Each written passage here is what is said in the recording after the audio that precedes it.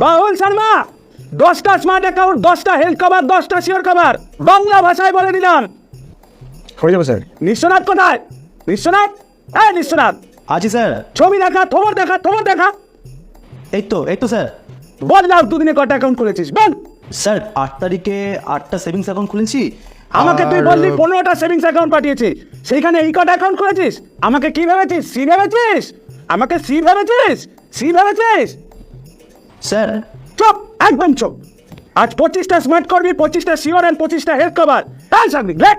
কি হ্যাঁ বলছিস? স্যার, লিখছি। বাবা জন, তুমি কি করেছো মামা? হ্যাঁ স্যার, আমি 12 তারিখে 9টা সেভিংস আর স্যার তারপরে এই দাঁড়া, চুপ, একদম চুপ চুপ। তোর জন্য, শুধু তোর জন্য আমার সিপিআই স্কোর 77। তোকে নিয়ে কি করবো আমি? বল বল, কি করবো বল বল। চিরুন। কি কি কি বলি? বললাম আপনি চিরুন, ছিঁড়ে সেগুলোকে নিয়ে আটি মাতো, কারণ এর থেকে তো বেশি আপনার কিছু করতে পারবেন না, তাই চিরুন।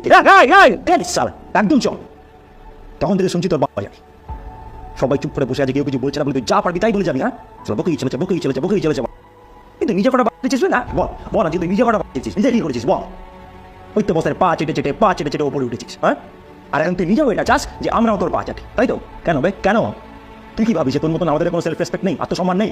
হ্যাঁ, দেখেন তো সালা, অফিস বাড়ি করতে করতে জীবনটা পুরো তেজপাতা হয়ে গেছে। তার মধ্যে বলেন ল্যাপটপ আর এই মাউস, এর মধ্যে পুরো জীবনটা আটকে হয়ে গেছে একদম সালা। তারপরে দিনে 10 বার একটা জুম মিটিংয়ে তোর এই খচ্চরের মতন থবড়াটা সবার হাতে, ঘুমের মধ্যেও তোর মোষের মতন চিৎকার শুনতে পাই, জানিস? এই কটা হলো নম্বর দে, কন কর, টার্গেট রাট কর, টার্গেট। সালা মাথাটা পুরো পচে গেল সালা। তাই রাহুল, তোর 2 বছর হলো তাই না? আর বিশ্ব তোর বোধহয় সামনের মাসে 3 বছর হবে, তাই তো? আচ্ছা, এই 36 মাসে কতবার টার্গেট অ্যাচিভ হয়েছে বলতো তোর? চলো বল।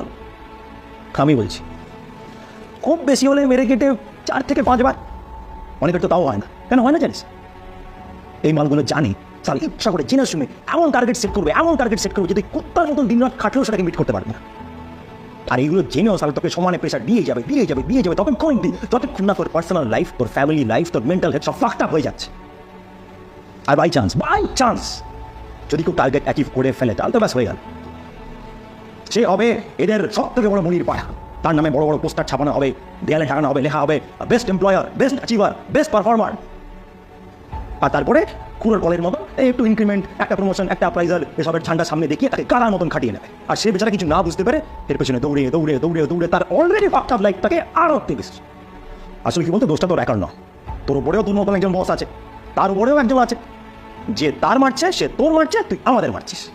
But my dear boss, this is not the way you behave. প্রত্যেকটা অর্গানাইজেশনে কিছু প্রোটোকলস থাকে, কিছু পলিসিস থাকে। আর আমরা তোর বাপের চাওয়ার নয় যে তুই যা বলবি সেটাই শুনে যাবো। আমরা কাজ করি, আর সেই কাজের জন্য আমরা স্যালারি পাই, তোর বাপের কথা শোনার জন্য নয়।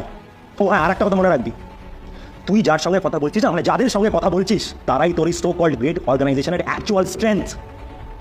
আমরা না থাকলে না, তোর এই গ্রেট অর্গানাইজেশন একটা মস্ত ছাড়া আর কিচ্ছু নয়। তাই ভবিষ্যতে এরকম জুম মিটিংয়ে কিছু বলবার আগে দুবার ভেবে নি।